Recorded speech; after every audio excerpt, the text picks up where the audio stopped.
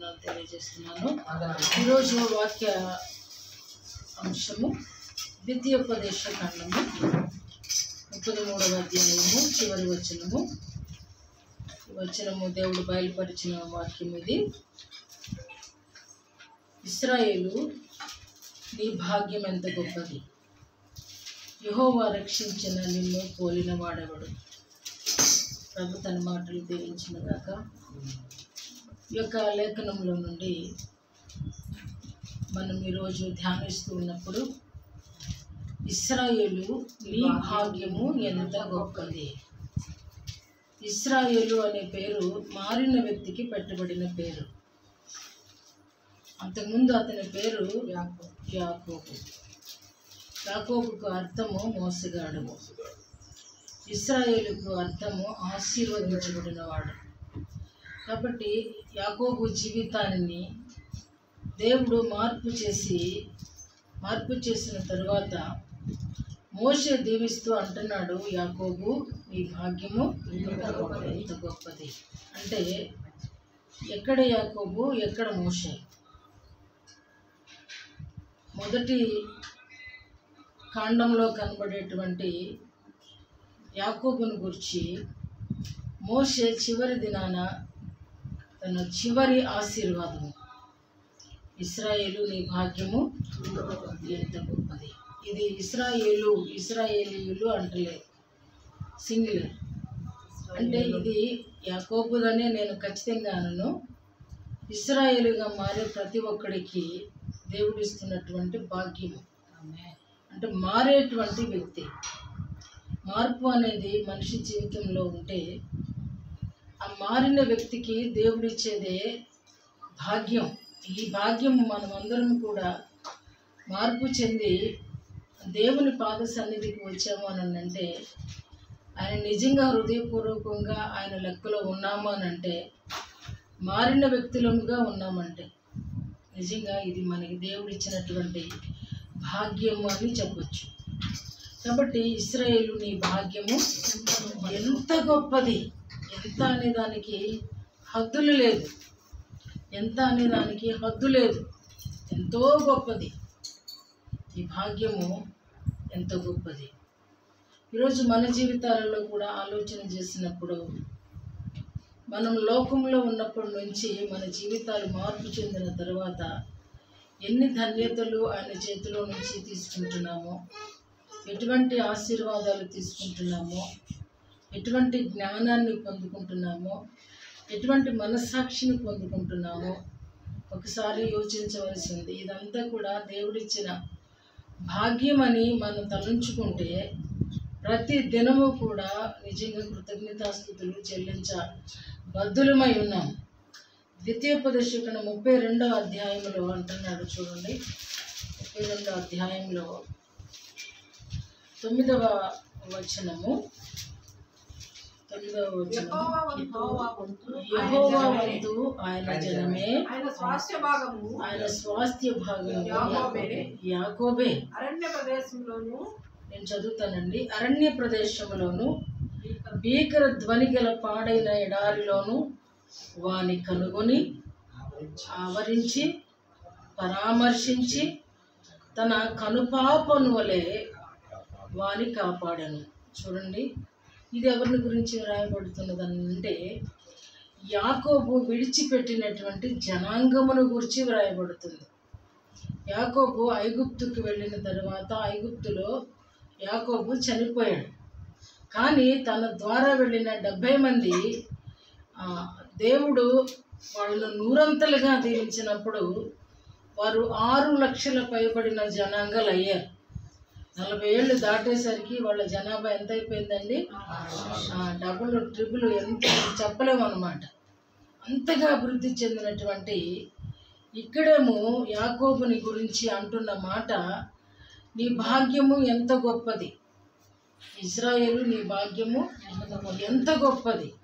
ఇక్కడికి వచ్చేసరికి ఏమంటున్నాడంటే, యెహోవా వంతు ఆయన జనమే, ఆయన స్వాస్థ్య భాగము యాకోబే. ఇది ఎవరి గురించి మాట్లాడుతున్నాడు ఇప్పుడు? యాకోబు ద్వారా వచ్చిన సంతానాన్ని గురించి మాట్లాడుతున్నాడు. యాకోబును వదిలిపెట్టట్లేదు, ఆ పేరు మాత్రం విడిచిపెట్టట్లేదు. ప్రజలేమన్నా కనుక్కున్నారా, ప్రజలేమన్నా వెతికారా అని అంటే, ఇక్కడ ప్రభు మాట్లాడుతున్న మాట ఏమిటి అని అంటే, అరణ్య ప్రదేశంలోను భీకర ధ్వని గల పాడైన ఎడారిలోను వాని కనుగొని, మీ బైబిల్ అండర్లైన్ చేసుకోండి, వాని కనుగొని ఆవరించి పరామర్శించి తన కనుపాపను వలె కాపాడేడట. ఇది మీ జీవితాలకి నేను అప్లై చేసుకుంటే ఎన్నో కష్టకాలాల్లో, ముఖ్యంగా గ్యాస్ వచ్చే వాళ్ళకి తెలుస్తుంది బాగా. గ్యాస్ బాధతో బాధపడే వాళ్ళకి అర్థమవుతుంది. ఆ గ్యాస్ వచ్చినప్పుడు అనిపిస్తుంది అయిపోయింది ఈ జీవితం, ఈ రోజుతో అయిపోయిందని అనిపిస్తుంది.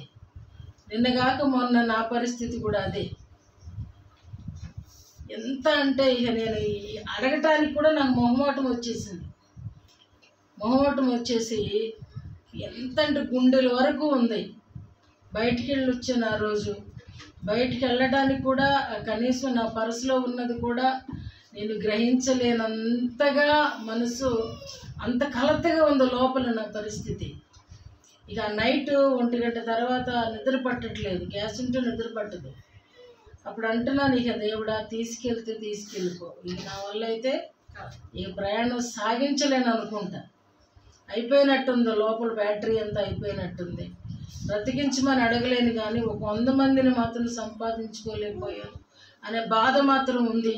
బ్రతికిస్తే తెల్లారి చూస్తాను, నీ పని చేస్తాను, తీసుకెళ్తే నీతో ఉంటాను, హ్యాపీ అని అనుకున్నాను. కానీ ఎంత నెమ్మది అంటే తెల్లారేసరికి నిన్న ఎంత బాధపడ్డానో ఆ తెల్లారి అంత తేలికే దేవుడు చేశాడండి. నేను ఎలా చేశానో తెలుసు, పడుకుని చేశానండి ప్రార్థన. అంటే నాకు కనీసం మడత కుర్చీలో కూర్చునే అంత శక్తి కూడా లేదు, ఎక్కడ కూడా అసలు నెమ్మది లేదు బాడీలో. ఎక్కడి నుంచి ఈ బ్యాక్ కూడా చెయ్యి కూడా ఎత్తలేదు. నిజంగానేనండి, నిజంగా ఇక్కడ ఈ మాట నన్ను బాగా పట్టుకుంది. వాని కనుగొని ఇశ్రాయేల్ ప్రజలందరికీ కూడా యాకోబు తర్వాత వాళ్ళని నడిపించే నాయకుడు లేడు. యోసేపు తర్వాత అరే మన ప్రభువు యెహోవా దేవుడు అని చెప్పేటువంటి నాదుడు లేడు. ఉన్న పరిస్థితులన్నీ ప్రతికూలంగా అయిపోయింది. వీళ్ళెవరో ఏ ప్రజలో తెలియనటువంటి రాజు వారిని ఏలుబడి చేస్తూ ఉన్నాడు. అలాంటి టైంలో దేవుడంట ఆ వ్యక్తిని కనుగొన్నాడంట. చూసారా, కనుగొనటమే కాదు వారిని ఆవరించి. ఆ మాట ఎంత బాగుందండి, ఎంత అద్భుతమైన మాట అండి. ఆయన ప్రజల కోసం ఆయన ఆవరించి అంటే ఆ మనిషి కనబడకుండా దేవుడు ఏం చేశాడండి, ఆ ప్రాంతం అంతా కూడా ఆయన మహిమతో ఆ ప్రజలను, అంటే ఇక ఏదన్నా రాంగ్ డైరెక్ట్ అయినా అవ్వలేనంతగా ఆయన ప్రయాసపడ్డాడు. శత్రువు చాలా కుయుక్తి గలది. ఆయన ఆవరించినా సరే మోసపోయిన వాళ్ళు అక్కడ కూడా చాలామంది ఉన్నారు. 3వ మాట పరామర్శించి. ఎవరిని పరామర్శిస్తామండి? బాధలో. చూసారా, అసలు ఎప్పుడన్నా ఆలోచించాము మనం బాధలో ఉన్నప్పుడు మనుషులు ఎవరైనా ఆదరిస్తే మనం అనుకుంటాము ఆడంత మంచోడు లేడనుకుంటాం. కానీ మనం పరామర్శించేవాడు దేవుడు. సంఘం ప్రార్థన చేసింది అని అంటే మనం చేయవలసింది ఆ చిన్న పని మనం చేసాం, కానీ వాళ్ళకి చేసింది ఎవరండి? మనందరం వెళ్ళి పాడేమండి పాటలు, కానీ దేవుడు చేస్తాడండి. అందుకనే దేవుడు పరామర్శిస్తే, ఒక వ్యక్తిని దేవుడు దర్శిస్తే వాళ్ళ జీవితాలు మారిపోతాయండి. అంతకంటే అమూల్యమైన మాట, ఆయన కనుపాప వలె ఆయన ప్రజలను కనుపాపను వలె కాపాడాడటండి. నిజంగా ఈ మాట మన జీవితాలలో కూడా చాలా చాలా వర్తిస్తుందండి. ఇవాళ 50-60 ఏళ్ళకి సమీపానికి వచ్చామని అంటే, టీచర్ గారు 54 అండి, 54 ఏళ్ళకి చనిపోతారన్నారా? ఆవిడ 54 ఏళ్ళకి చనిపోతారని దేవుడు చెప్పాడు అన్నారు. ఇంక చనిపోలేదు ఆవిడ. అంటే దేవుడు ఏం చేస్తున్నట్టు? కాపాడినట్టేనట్టు. అందుకని అంటాడు హోషేయ గ్రంథంలో ఈ మాట ఉంటుంది, ఆయన్ని ముట్టేవాడంట ఆయన కనుపాపను ముట్టినట్టు. ఆయన ముట్టేవాడు, ఆయన బిడ్డలను ముట్టితే శత్రువు ఆయన కనుపాపను ముట్టినంత బాధ అంట. కళ్ళు అసలు అలా ముట్టుకొనివ్వండి. మన కంట్లో వేలు పెట్టి తిప్పుకోగలవా? చెవులో తిప్పుకున్నట్టు, ముక్కులో తిప్పుకున్నట్టు. ఎంత మరి దేవుడు ఎటువంటి శ్రద్ధ ప్రజల పట్ల కలిగి ఉన్నాడో మనం ఇంకొక మాట చూద్దాం. ఇక్కడ యెహోవా వానిని నడిపించును, యెహోవా మాత్రము వానిని నడిపించును. అన్యజనుల యొక్క దేవుళ్ళలో ఏ దేవుడును ఆయనతో కూడా ఉండలేదు. భూమి యొక్క ఉన్నత స్థలముల మీద వానిని ఎక్కించెను. నిజంగా భూమి యొక్క ఉన్నత స్థలం ఏదండి? యెరూషలేము. భూమి యొక్క ఉన్నత స్థలం అంటే అమెరికా కాదండి, అమెరికా కాదు. ప్రపంచానికే సెంటర్లో ఉన్నది ఏంటంటే యెరూషలేము. ఎవరైనా యెరూషలేమును చూస్తాకు వస్తారు. అమెరికా వాళ్ళు కూడా వస్తారు. నేను మొన్న ఒక చిన్న న్యూస్ చదివాను. మొన్న గెలిచిన ఆయన పేరేంటి? ట్రంప్. ఆయన తరచుగా వస్తాడట యెరూషలేము. వచ్చినప్పుడు యెరూషలేములో ఏ చర్చ్ ఉంటే ఆ చర్చికి మెసేజ్ ఇవ్వడానికి వెళ్తాడంటండి. నిజంగా ఆ యెరూషలేమును ప్రేమించిన వాళ్ళు ఎవరు లేరు. అందుకనే బైబిల్ చెప్తుంది, యెరూషలేమా నిన్ను ప్రేమించేవారు వర్ధిల్లుతారు. యెరూషలేము మంచిది అంటే చాలు. అసలు యెరూషలేము దేవుని పట్టణం అనుకుంటే చాలు. ఆ చిన్ని గౌరవం మన హృదయంలో ఉంటే మనం వర్ధిల్లిపోతామంట. ఎందుకంటే పెద్ద ప్రామిస్ లేదు, ఎందుకంటే దేవుణ్ణి ప్రేమించమనట్లేదు. ఆయన పట్టణాన్ని, ఆయన త్యాగాన్ని, ఆయన పుట్టుకను, ఆయన సువార్తను, ఇదంతా కూడా యెరూషలేములోనే ప్రభు జరిగించారు. కాబట్టి ఆ పట్టణానికి అంత ఉన్నతమైన పేరు, అంత ఘనత దేవుడు ఇచ్చాడు. కాబట్టి ఇక్కడ అంటున్నాడు, ఇక్కడ యాకోబు నా స్వాస్థ్య భాగము. యాకోబు నా స్వాస్థ్య భాగము. సాధారణంగా యాకోబుని గురించి ఇప్పుడు ఒక్క నిమిషం ఆలోచిస్తే, యాకోబు స్వాస్థ్య భాగం ఎలా అవుతాడండి? కానీ పైన ఒక లింక్ పెట్టాడు కదా, ఇందా చదువుకున్న మూలపాఠం ఏంటి? ఇశ్రాయేలు నీ భాగ్యము ఎంత గొప్పది. ఆ గొప్పతనం ఏమిటి అని అంటే, యాకోబు ఆయనకు స్వాస్థ్యము. మనోడు పుట్టేటప్పుడే ఒక పని చేశాడంట. ఏం పని చేశాడు? ఆదికాండంలో ఆ మాటలు ఉంటే చూడండి. పుట్టినప్పుడే వాళ్ళన్న కాలు పొట్టలో ఉండగానే, సాధారణంగా పొట్టలో ఉన్నప్పుడు బేబీస్ ఎలా ఉంటారు అని సైన్స్ వాళ్ళని అడిగితే చెబుతారు. నేను కూడా పొండు తల్లి స్కానింగ్ చూశాను. ఇలా ఉంది పెట్టుకుని చిన్ని బేబీ, ఇలా ఈ రెండు బొగ్గుల్ని రెండు చేతులతో ఇలాగ ముడుచుకుని కాళ్ళు వచ్చి ఈ పొట్టలో ఉండి అలాగ ఇలా ఒక ఎగ్గులాగా ఇలా ఉందన్నమాట. కానీ మరి వీడి చెయ్యి ఎట్లా చాపాడు, ఆడి చెయ్యి అలా కాలు ఎలా పట్టుకున్నాడో నాకు ఇది విచిత్రంగా అనిపించింది చదువుతున్నప్పుడు. అంటే దేవుడు ఏర్పాటు చేసుకున్నటువంటి వ్యక్తులు చాలా షార్ప్గా ఉంటారనమాట. వాళ్ళకి ఇక మనం డెలివరీ అయిపోతున్నాం, వీడు అంటే వీడు కడుపులోకి అంటే దేవుని ప్రణాళిక. యాకోబు గొప్పతనం కాదు. జ్యేష్ఠుడిగా యోసేపుని ఇచ్చాడు కానీ జ్యేష్ఠత్వాన్ని మాత్రం యాకోబుకి ఇచ్చాడు. ఎందుకనంటే అతను అన్న యోసేపు అనేవాడు వేటాడేవాడికి సాధిస్తాడు. సాధువైన వాడు సహిస్తాడు. అర్థమైందండి మాట? వేటాడేవాడు దొరికే వరకు సాధిస్తాడు, కానీ సాధువైన వాడు సహిస్తాడండి. వీళ్ళిద్దరికి అక్కడే తేడా కొట్టింది చూసారా? ఆ కాళ్ళు పట్టుకుని వచ్చాడే కానీ, ఏదేమైనా దేవుని ప్రణాళిక జ్యేష్ఠుడిని ముందే పంపించాడు, కానీ జ్యేష్ఠత్వం మాత్రం యాకోబు వశంలో ఉంది. అందుకని అతడు సాధువు. అతడు గుడారంలో ఉండి సాధన చేసింది ఎందుకు అని అంటే సహించడానికి. ఎంత సహించాడు అని అంటే, అమ్మా నాన్న సంపాదించిన దానితో యోసేపు కొంతవరకు వర్ధిల్లాడు. తల్లిదండ్రులు దీవెన పొందుకోలేకపోయాడు, కానీ తండ్రి దీవెన తల్లి దీవెన యాకోబుకి లేదు.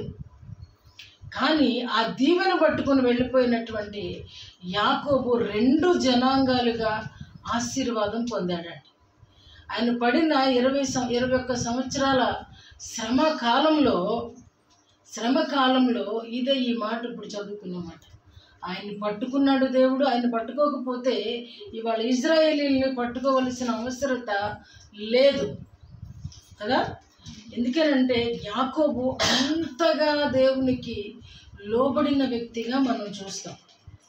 ఎంతగా లోబడ్డాడు అని అంటే చూద్దాము. హోషేయ గ్రంథంలో ఆ మాట కన్నీరు కారుస్తూ, హోషేయ గ్రంథం 12వ అధ్యాయము 3వ వచనం. తల్లి గర్భమందు యాకోబు తన సహోదరుని మడమని పట్టుకొనిను, మగసిరి గలవాడై అతడు దేవునితో పోరాడెను. అతడు దూతతో పోరాడి జయమందను. అతడు కన్నీరు విడిచి అతని బతిమాలెను. అంటే యాకోబు ఎంతగా ప్రలాపించాడు అనేది మనకి ఇక్కడ అర్థమవుతుంది. ఎందుకు ప్రలాపించాడంటే వెళ్ళేటప్పుడేమో ఈ రీతిగా దేవుడు అతన్ని దర్శించి, అతన్ని కనుగొని, అతన్ని ఆవరించి, అతన్ని పరామర్శించి, అతని కనుపాప వలె కాపాడాడు. ఆ వెళ్ళిన తర్వాత ఆ 20 సంవత్సరాలు ఆయన చేయి పట్టుకొని ఆయనను ఆశీర్వదించి 2 జనాంగాలుగా విభజించి లెక్కలేనన్ని, ఒక విధంగా చెప్పాలంటే గొర్రెలు, ఆవులు, ఒంటెలు, తన దగ్గర లేనివి గాడిదలు, లేనివి లేవు అసలు. ఇన్ని సంపాదించుకొని వస్తున్నప్పుడు తనకి పాత జ్ఞాపకాలన్నీ వచ్చేసాయి. ఏమి జ్ఞాపకాలు వచ్చేసాయంటే, అప్పుడు ఒంటరిగా ఉన్నప్పుడు తనకి అన్నా క్షమించు అని అనడానికి లేదు.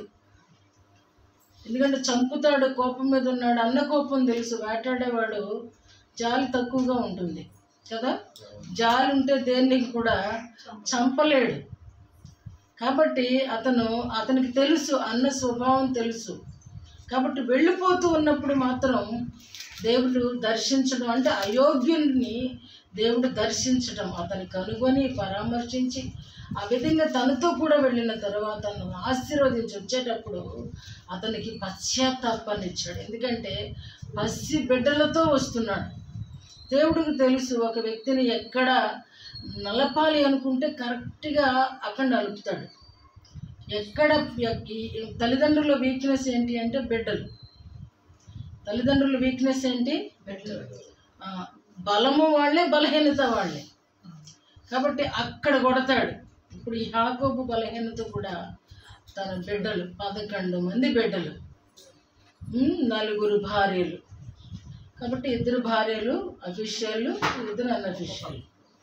అయితే ఈ బిడ్డల విషయంలో అసలు వాళ్ళ అన్నొచ్చి ఎంత జాలిగలోడు, ఎంత సాధువైపోయాడు అని అంటే, నా పన్నోళ్ళు వచ్చి తోలుకొస్తారు అని అంటే యాకోబు అంటున్న మాట, అరే చిన్ని పశువులు ఉన్నాయి, చిన్ని గొర్రె పిల్లలు ఉన్నాయి, ఒక రోజులో వీటిని తోలితే ఇవన్నీ కూడా చనిపోతాయి. ఎంత శ్రద్ధ!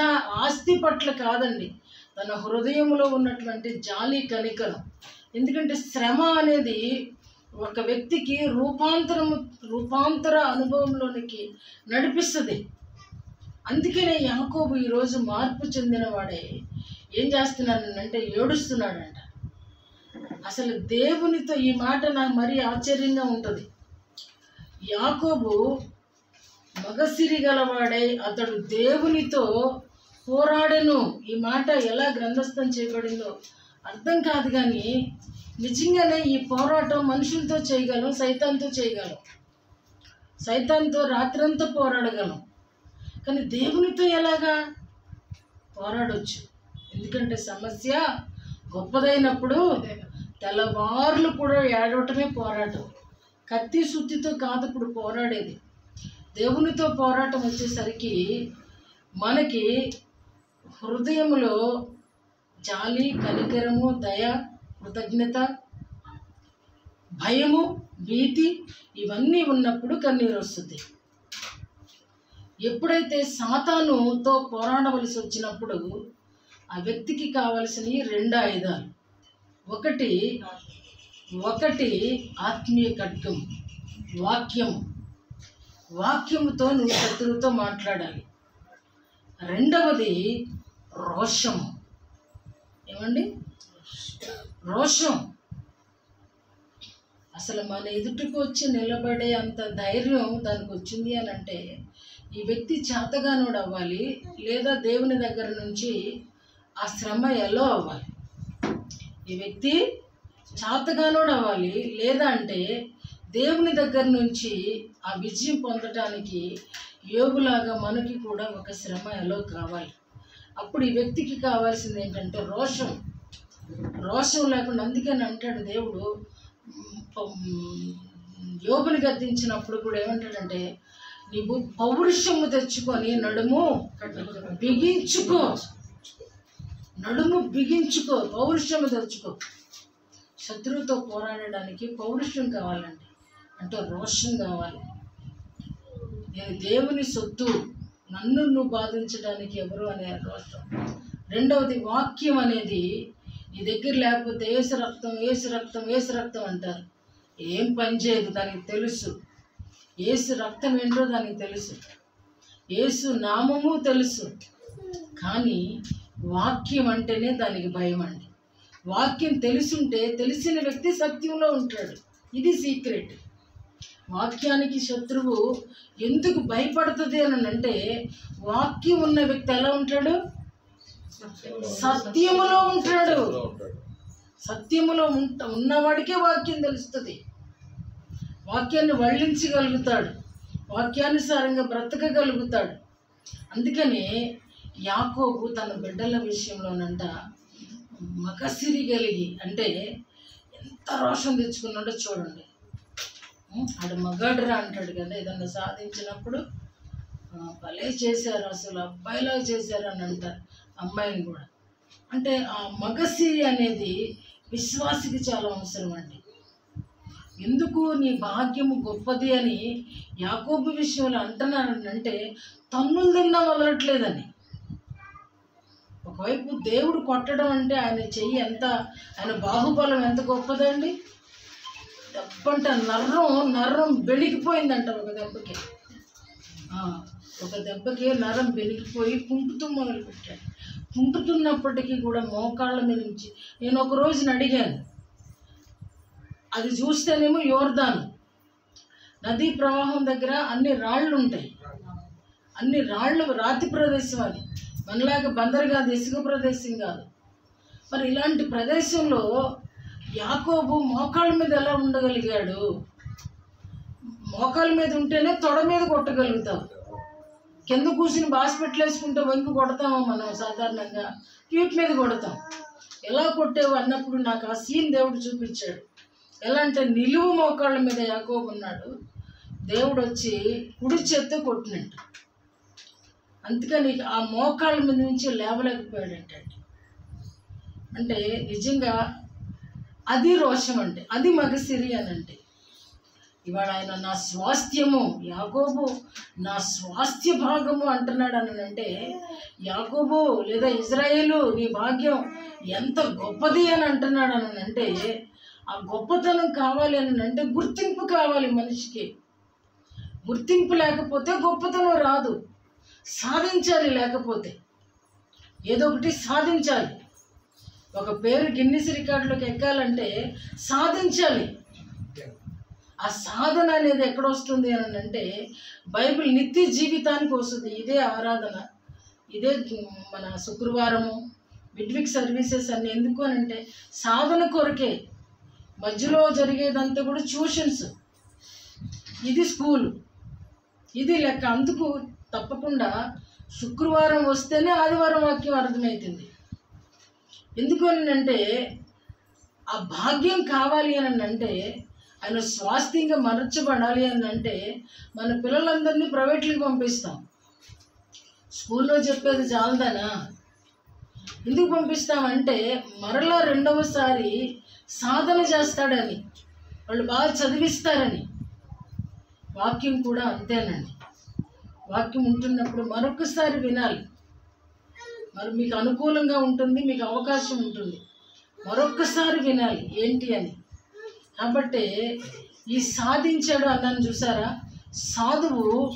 సాధువు సహిస్తాడు అని అన్నాను ఇందాక. యాకోబు సాధువు కాబట్టి కన్నీటితో ఆ దెబ్బను సహించి దేవుని నోట నుండి నిన్ను ఆశీర్వదించాను అనే వరకు కూడా ఏం చేశాడండి యాకోబు? సహించాడు. ఆ సహించటం ఎక్కడొచ్చింది అని అంటే అతడు గుడారంలో ఉన్న కారణం, తల్లి చాటు బిడ్డగా ఉన్నప్పుడు, ఒక గుడారము, ఒక చర్చికి సంబంధించిన వ్యక్తిగా ఉన్నప్పుడు, ఒక తోటమాలి చేతికి అప్పగించబడినప్పుడు ఆ తోట జాగ్రత్తగా ఉంటుందండి. సరైన తోటమాలికి ఆ తోటను మనం అప్పగించామంటే అతను మన తోటని చాలా జాగ్రత్తగా కాస్తాడు. గుత్తదారులకు ఇచ్చామనుకోండి దాన్ని అన్యాక్రాంతం చేస్తారు. కాబట్టి తోటను మనమే కాసుకోవాలి. అంటే ఎవరికి వాడే కావలివాడు. యాకోబు ఒంటరి వాడై వెళ్ళాడు. ఒంటరితనంతో తన జీవితాన్ని ఇంచుమించు 25 సంవత్సరాలు కాపాడుకుని వస్తువు అంటున్నాడు. మగసిరి కలిగి ఏం నేర్చుకున్నాడండి? 20 సంవత్సరాలలో ఎన్ని కష్టాలు వచ్చినా తన విశ్వాసానికి సానబెట్టాడండి. తన విశ్వాసానికి సానబెట్టాడు. ఒకేసారి తుప్పు పట్టింది అనుకోండి, బయట ఉండే చూడండి, నా 2 సామాన్లు ఉన్నాయి, అవి వాడకుండా నాకు నచ్చినప్పుడు ఎప్పుడో వాడాను అనుకోండి, తుప్పు పట్టి మన కార్పెంటర్ వచ్చి ఉల్లిపాయలకి ఏంటమ్మా పనికిరావు అన్నాడు. ఎందుకంటే నేను వాటిని వాడను. మానవుడు కూడా మట్టి, బుక్కుకి ఏదనిపోయినట్టు ఇనుముకే దిక్కులేదు. మట్టి ఆఫ్టర్ ఆల్ అండి. కాబట్టి ఒక శ్రమ దేని కొరకు వచ్చింది అని అంటే ఇశ్రాయేలుగా నిన్ను పరిపూర్ణుని చేయడానికి. ఈ పరిపూర్ణతలోనికి వచ్చే ముందు సాధన చాలా అవసరం అండి. అప్పుడే నువ్వు సాధువుగా మారాలి. సాధువులు ఎలా ఉంటారండి? ప్రత్యేకమైన వస్త్రధారణ, ప్రత్యేకమైన స్థలాలలో ఉంటారు. విశ్వాసి అనేవాడు సాధువుగా మారాలండి. ఎప్పుడు ఒకలాగానే ఉంటే ఒక ప్రత్యేకతను కోల్పోవడం, పడిపోవటం ఎక్కడం గొప్ప కాదండి. పడిపోవటం, మెట్టు ఎక్కడం, ఆదివారం మెట్టు ఎక్కడం, సోమవారం డమ్మేళ్ళ కింద అదే మెట్టు దిగేయటం, ఎక్కడం దిగటమే. ఇంకో మెట్టు ఎక్కడానికి కారణం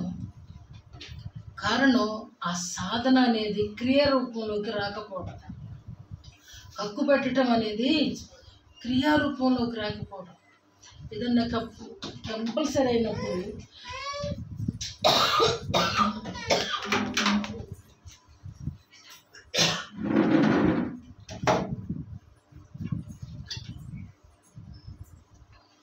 ఏమని సర్ది చెప్పుకుంటున్నామనంటే, ఇది మా వాళ్ళది, ఇది నాకు తప్పదు, నేను ఆ ఇంట్లోళ్ళమే, మేము లేకపోతే అది జరగదు అంటే దేవుడి కంటే గొప్పగా అనుకుంటారు. మీ ఆత్మలతో పరిశుద్ధాత్ముడు మాట్లాడుతున్నాడు. నాకేం నొప్పి లేదు, మీరెవ్వరూ పరలోకం వెళ్ళకపోయినా నా స్థానాన్ని నేను కాపాడుకోవడానికి ప్రతిరోజు ఎంతో కొంత సమయం ఆయన దగ్గర సరి చేసుకుంటూనే ఉన్నాను. కానీ ఒంటిగా వెళ్ళటం వల్ల నా కిరీటం రాదే. పరలోకం మాత్రం జనరల్లోనన్నా దొరుకుతుంది. కానీ సరి చేసుకుని సాధువుగా మారినంత కాలం కూడా ఆ జనరల్ బ్రతికి అవసరమా అండి? ఈ లోకంలోనేమో జనరల్ టికెట్లో వెళ్ళరా, పరలోకం వచ్చేసరికి జనరల్ కావాలా? ఎంత న్యాయం అండి? ఇది అన్యాయం కాదా? మారండి. అందుకని అంటున్నాడు యాకోబు, నా స్వాస్థ్య భాగము. స్వాస్థ్యం అంటే ఎవరండి? ఎవరినంటాము స్వాస్థ్యం అని? ఎవరినంటాము? కుమారులు యెహోవా అనుగ్రహించు. వాక్యాన్ని పూర్తిగా చెప్పండి, ముక్కలు చేయబాగింది దాన్ని. కుమారులు యెహోవా అనుగ్రహించు స్వాస్థ్యము, గర్భఫలము ఆయన ఇచ్చు. ఈ కోల్పోతారా? ఆయనకి నువ్వు బహుమానం, నువ్వు గిఫ్ట్లు ఎక్కడ పెట్టుకుంటామండి? భద్రపరుచుకుంటాం. కుమారులకి ఎక్కడండి స్వాస్థ్యాలు పంచి పెడతాం. అసలు ఆయన ఇల్లు అనుకోండి, ఇల్లుని ఏమంటామండి? పితరుల స్వాస్థ్యం అండి. ఇది ఎలా అమ్ముతాము? పొలం అండి, పితరులు ఇచ్చిందండి, నేను ఎలా అమ్ముకుంటాను? ఎందుకంటే పితరులు ఇచ్చిన ఆ స్వాస్థ్యానికి ఒక విలువ ఉంది. పితరుల ద్వారా వచ్చిన దానికి ఒక విలువ ఉంది. మరి దేవుడిచ్చిన ఈ విలువ, ఇది స్వాస్థ్యం అంటున్నాడు కదా, ఆయన విలువ ఆయన కాపాడుకోలేక, లేకపోతే దేవుడు చేతగానోడా? మాట విననప్పుడు అక్కడే పడేసి తన్నాడు అనుకోండి, ఏం చేస్తారు? రెండోసారి వింటారు. అంటే తన్నులు కావాలన్నమాట. అందుకని అంటాడు పౌలు, నేను బెత్తములతో రావాలా? మాటలతో కుదరదా మీకు? నేను బెత్తం తీసుకొని రావాలా అని అంటాడు పౌలు. ఆ పని చేస్తున్నప్పుడు మీ మనస్సాక్షి ఎందుకు గద్దించదో, ఆ తర్వాత ఎందుకు సఫర్ అవుతారో, ఎందుకు ఇబ్బంది పడతారో అర్థం కాని పరిస్థితి. ఆలోచించేయండి. నీవు దేవుని స్వాస్థ్యము. ఆయన స్వాస్థ్యాన్ని పాడు చేసేటువంటి అధికారము నీకు లేదు. ఆయన స్వాస్థ్యాన్ని పాడు చేసే అధికారం నాకు లేదు. దేవుడిచ్చిన బిడ్డలని తిరిగి ఆయన సొత్తే అది. వాళ్ళ గురించినటువంటిది ఏది, బతుకు నాశనం చేసుకున్నారా బాగు చేసుకున్నారా, అది వాళ్ళ విఘ్నతే అది. కానీ మనముగా మాత్రం ఎవరికి వాళ్ళు మాత్రం ఈ స్వాస్థ్యాన్ని, ఇప్పుడు దేవుడు అంటున్నాడు, ఇశ్రాయేలు నీ భాగ్యం ఎంత గొప్పది. ఇవాళ లోకమంతా కూడా సాధారణమైనటువంటి భక్తి చేస్తూ ఉన్నప్పుడు, అరే నువ్వు ప్రతిరోజు నువ్వు ప్రత్యయం చేయాల్సిందే అంటుంటే, నువ్వు స్వాస్థ్యం లెక్క ఉన్నావని ఎందుకు గ్రహించట్లేదు? నువ్వు సొత్తు ఆయనకి, ఆయన సొంతం, ఆయన ఇల్లు, ఆయన ఆలయం. దీన్ని పాడు చేసి బాధపడనేలా? దీన్ని పాడు చేసి బాధపడనేలా? నా వంతు, నా భాగము అంటున్నాడు దేవుడు. అందుకని ఆ సాధువుగా మారడానికి యాకోబు ఎక్కడికి వెళ్ళాల్సి వచ్చిందంటే, పాలేరుతనానికి వెళ్ళాల్సి వచ్చింది. వెళ్ళడం కానీ అల్లుడైపోలా. 7 ఏళ్ళు కానీ పాలేరుతనం చేస్తే, గొర్రెలు కాస్తే ఒక పిల్లనిచ్చాడు.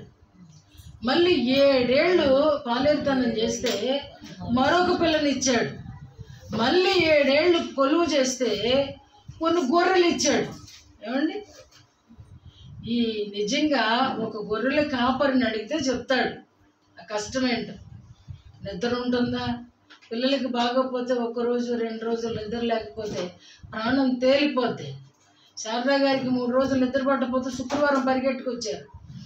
ఎందుకంటే ప్రాణం, మన శరీరం బలహీనం, శరీరం మాట వినదు. కాబట్టి రోజు ఈ శరీరాన్ని చూసినంత కాలం ఆత్మలో వర్ధలలు. దేవుడు మనల్ని కోరుకుంటున్నాడు. అందుకని ఆయన ఆ సాధువుగా మారడానికి, ఆయన గురించి ఒక్క మాటే ఉంటుంది యాకోబు గురించి ఆదికాండంలో, అతడు సాధువై గుడారంలో నివసించను. అంతే, అక్కడ ఫుల్ స్టాప్ పెట్టేశాడు. కానీ అతని లైఫ్ అంతా కూడా ఎక్కడంటాడు? మామ దగ్గర మామూలు చెక్కుడు కాదండి. రాత్రి గొర్రెలు తగ్గితే ఊరుకోడు, గొర్రెలు బలహీన పడితే యాకోబు ఇచ్చేస్తాడు. ఎంత కష్టం అండి.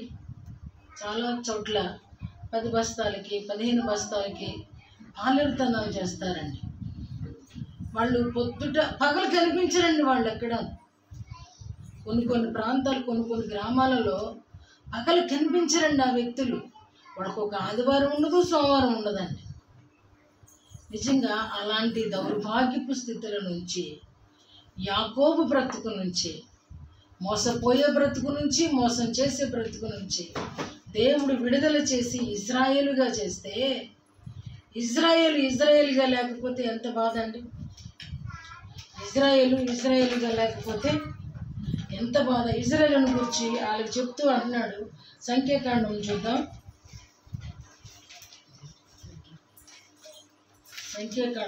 దానికంటే ముందు ఒకటి మార్కు సువార్త 12వ అధ్యాయం 29వ వచనం చూద్దాం.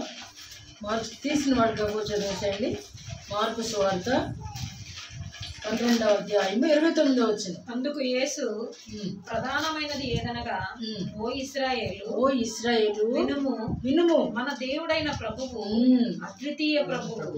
నీవు నీ పూర్ణ హృదయముతోను, నీ పూర్ణ ఆత్మతోను, నీ పూర్ణ వివేకముతోను, నీ పూర్ణ బలముతోను నీ దేవుడైన ప్రభువును ప్రేమింపవలనన్నది ప్రధానమైన ఆజ్ఞ. చాలమ్మా, చూసారు. ఓ ఇశ్రాయేలు వినుము, మన దేవుడైన ప్రభువు అద్వితీయ ప్రభువు.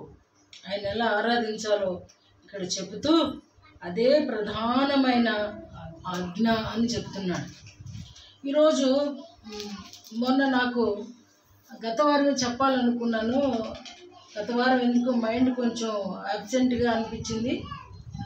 దావీదు ఆరాధన చాలామంది అన్నాను. లాస్ట్ వీక్ కూడా చాలామంది భక్తులు అబ్బో దావీదు డ్యాన్స్ వేశారు, మేము చూసి వచ్చాము కాబట్టి మేము కూడా స్టెప్పులు వేస్తున్నామని చాలామంది పెద్ద పెద్ద సేవకులు డ్యాన్సులు వేస్తున్నారు. చాలామంది దాన్ని ఇష్టపడి లైకులు కొడుతున్నారు. చాలామంది దాన్ని పదే చూస్తున్నారు. నేను ఒక రోజున దేవుణ్ణి అడిగాను, నిజంగా దావీదు అలాంటి డ్యాన్స్ వేసండి, నీ మందస్సు అనేది గౌరవప్రదమైంది కదా, డ్యాన్స్ వేసాడు అని చెప్పేసేమో బైబిల్లో ఉంది నాట్యం ఆడాడని. నాట్యం అంటేనేమో మనోళ్ళేమో స్టెప్పులు వేస్తున్నారు. ఇది ఎంతవరకు ఇది డ్యాన్స్ ప్రభువా, ఇది డ్యాన్సేనా? నిజంగా దావీదు డ్యాన్స్ వేసాడా అంటే రాజు అయ్యుండి ఈ అమ్మాయి మీకాలు గర్భము మూసే అంతగా వ్యసనపడే అంత డ్యాన్స్ దావీదు వేశాడా?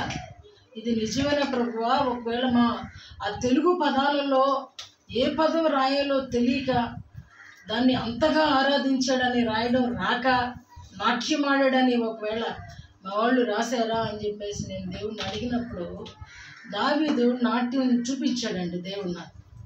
ఎలా అంటే 2 చేతులు అలా పైకెత్తి అలా ఊగుతూ ఉన్నాడు. ఈ మీకాలకి అది ఏమనిపించిందంటే రాజు అయ్యి ఉండి ఈయన చేతులు పైకెత్తడం ఏంటి అనేది ఆమెకి ఏదన్నా రాజు కూతురు పైమాలోడు కూతురు అని చెప్పొచ్చు. కాబట్టి అలాగా అయింది. కానీ నిజంగా ఈరోజు సేవకులు అలాంటి డ్యాన్స్ వేస్తున్నారా? దావీదు వేసింది ఇప్పుడు డ్యాన్స్ అండి, ఆరాధన డ్యాన్సా? రెండింటికి ఎంత తేడా ఉందండి.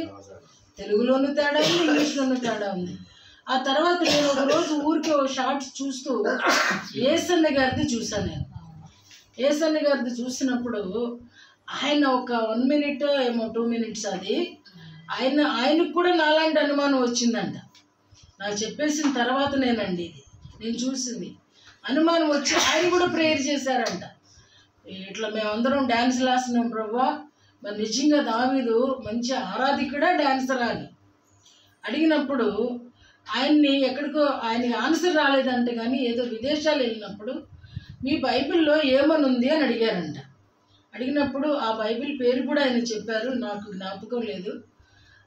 వాళ్ళు చెప్పారంట దావీదు వేసిందే నాట్యం కాదు ఆరాధన అని చెప్పారంట. మా బైబిల్లో ఆరాధన అని ఉందని చెప్పాడంట. దేవుని మాట హల్లు పొల్లు తప్పిపోవండి. ఇప్పుడు మనోళ్ళు ఏమర్థమైందండి? మనోళ్ళకి అడగొచ్చు కదా. ఆయన కూడా అదే చెప్పారండి, సేమ్ ఇలా ఊగడమే ఆయన చేసింది దావీదు, అలా అని మా బైబిల్లో ఉందని చెప్పారంట. చూసారా నిజంగా అదేనండి మానవుడికి అర్థం కాకపోవడం అన్నమాట. యాకోబుకి ఆశీర్వాదం వచ్చేసిందని చాలా ఈజీగా చెప్తాం కానీ చివరికి వచ్చేస్తున్నాను నేను. హెబ్రీ పత్రికలో నుంచి ఒక మాట చూద్దాము. హెబ్రీ పత్రిక 11వ అధ్యాయం 21వ వచనం. త్వరగా 11వ అధ్యాయం 21వ వచనం. విశ్వాసమును బట్టి యాకోబు అవసాన కాలమందు యోసేపు కుమారులలో ఒక్కొక్కరిని ఆశీర్వదించి తన చేతి కర్ర మొదలు మీద ఆనుకొని దేవునికి నమస్కారం చాలు. అంటే గొర్రెల కాపుర దగ్గర ఏముంటుందండి? చేతి కర్ర. అంటే యాకోబు తన స్వదేశం నుంచి ఐగుప్తుకి వెళ్ళినప్పుడు కూడా చేతికర్ర తీసుకెళ్ళాడనే కదా. అంటే ఇంకో మాట ఏమైనా అర్థమవుతుందంటే తన చేతి కర్ర మొదలు మీద ఆనుకొని, అంటే ఎవరి మీద కూడా యాకోబు ఆధారపడలేదు. 12 మంది కొడుకులు ఉన్నారు. ఆల్రెడీ ఒక కొడుకు చాలా ఉన్నత స్థితిలో ఉన్నాడు. అయినప్పటికీ కూడా యాకోబు తన చేతి కర్ర మీద ఆనుకొని, నిజంగా ఈ వాక్యం నాకు చదువుతున్నప్పుడు అనిపించింది. అంటే ఎంతగా దేవుని మీద ఆనుకొని ఉన్నాడు, ఎంతగా ఆనుకొని ఉన్నాడు. దేవుడి మీద ఆనుకున్నవాడు మనుషుల మీద ఆనుకోడండి. దేవుడి మీద ఆనుకున్నవాడు మనుషుల మీద ఆనుకోడు. మనుషుల సహాయం కొరకు చూడడు. మనుషుల పట్ల భయం కూడా కనపరచడండి. తన చేతి కర్ర మీద. రెండోది ఇది ఎలాంటి పరిస్థితి అంటే తన మరణానికి ఒక్కడుగు ముందు భక్తులకి తన మరణం గురించి తెలుస్తుందటండి. ఇందాక చదివించినప్పుడు కూడా దావీదుకి తన మరణం తెలిసింది, యాకోబుకి తన మరణం తెలిసింది. ఇదే అధ్యాయంలో యోసేపుకి తన మరణం తెలిసింది. తన మరణాలు తెలిసినప్పుడు బిడ్డలందరినీ దగ్గరికి పిలిచి యాకోబు ప్రతి ఒక్కరిని కూడా జరగబోయే సంగతులు చెప్పాడంట. ఆయన మీ భవిష్యత్తులో ఇదిగో యోధా నువ్వు ఇలాగా, నప్తాలి నువ్వు ఇలాగా, జెబులును నువ్వు ఇలాగా, ఒక్కొక్కరి గురించి కూడా యోసేపు నువ్వు ఇలాగా చక్కగా చెప్పాడంట.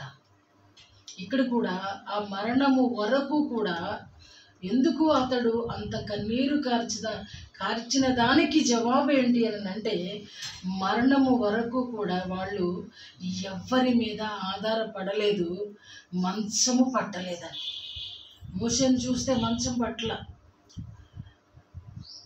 దావీదు వృద్ధాప్యంలో చలొచ్చిందే కానీ యుద్ధాలు చేసి బలహీనుడైనందువల్ల అతను వివేచన కోల్పోలేదండి. పర్ఫెక్ట్గా చేశాడు. దేవుడు తనకి ఏమి చేశాడో, ఏమి చెప్పాడో అది చేశాడు.